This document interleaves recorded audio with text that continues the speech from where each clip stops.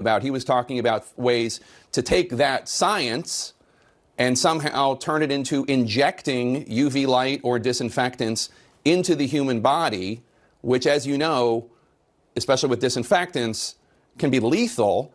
And the CDC had to issue a statement. Lysol had to issue a statement. I understand that you're taking a generous approach to this when it comes to President Trump musing aloud, but this is potentially dangerous. I mean, poison control centers got calls from people, and they had to issue statements saying, do not internally use disinfectants.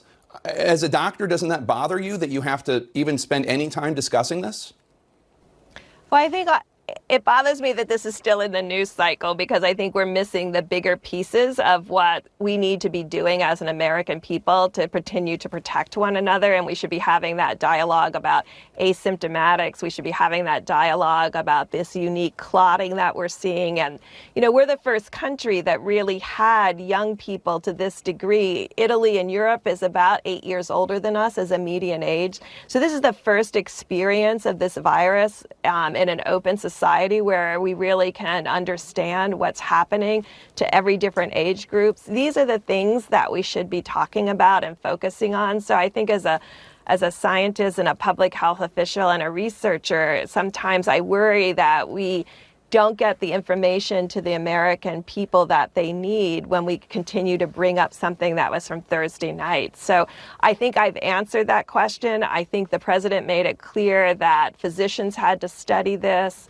I think I've made it clear that this was amusing, as you described, but I want us to move on to be able to get information to the American people that can help them protect each other and also help them understand how devastating this virus is to different age group and different symptoms and different comorbidities. Well, I would agree with that. I would say that I think the source of the misinformation is not the news media on this. If you're wondering what it takes to survive in the Trump administration, it's apparently a leading immunologist downplaying the severity of the President of the United States, going on national television in the middle of a global pandemic and casually suggesting that a treatment for the virus might be injecting disinfectant. This is Dr. Birx discarding what integrity she had left by claiming that what troubles her isn't the fact that the president promoted the ingestion of disinfectants as a remedy for the virus, but that the media is apparently so petty that we're talking about it. Somehow, encouraging Americans to drink Lysol is apparently not the primary issue here. She even complains that the administration isn't able to get the information to Americans that they need because the media is too busy focusing on something from Thursday night. But the whole issue here is that Trump is giving information to the American people that we don't need. It's not the media's fault for covering it, it's her boss's fault for saying it. The media's job is expressly to cover the president. So if she's actually worried about Americans receiving wrong information, maybe she should consider the fact that CNN isn't exactly the problem here when they criticize the president for suggesting injecting themselves with disinfectant. Now, Dr. Birx's whole defense of Trump is that he was simply musing aloud, but that's not his job. He wasn't elected to host real-time brainstorming sessions about what household products could be ingested as a cure to a global pandemic.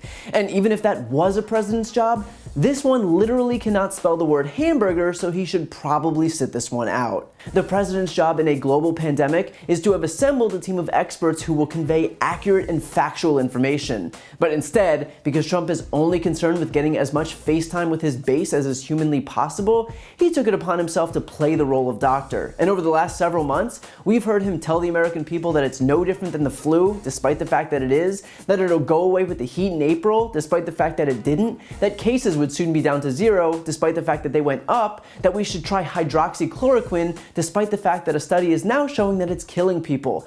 Not only is he not deferring to the experts then, but even a college sophomore could tell you that the cure to a global pandemic is not the month of April and certainly not Clorox bleach. And while that might seem obvious to most of us, the danger here is that it's not obvious to everyone. And that's evidenced by the fact that Lysol had to issue a tweet reminding people not to administer its products into the human body. That was followed by Maryland's Emergency Management Agency issuing their own tweet noting that they've received calls regarding disinfectant use before also reminding us that disinfectants should not be administered into the body.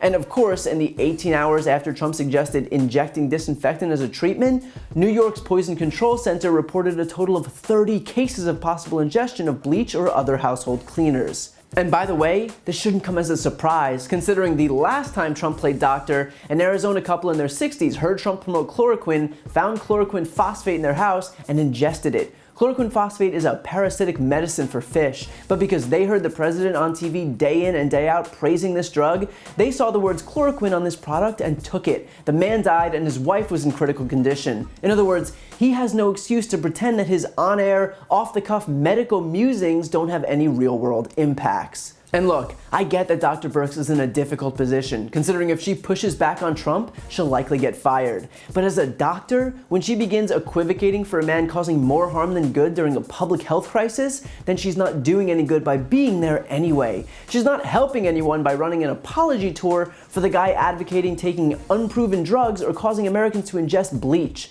If she wants to help, she should be unapologetically clear in her refutations of this disinformation. And if he fires her, then the next doctor should be just as clear, and so on and so on and so on, because the point here is that the President of the United States should not, under any circumstances, be given leeway to spread dangerous misinformation in the midst of a global pandemic. And yet Dr. Birx is giving him permission to do exactly that. So if she is truly concerned with getting accurate information to the American people, maybe she should focus her anger not on the messenger, but on the not a doctor president who physically cannot bring himself to stop touting unproven miracle cures on national television.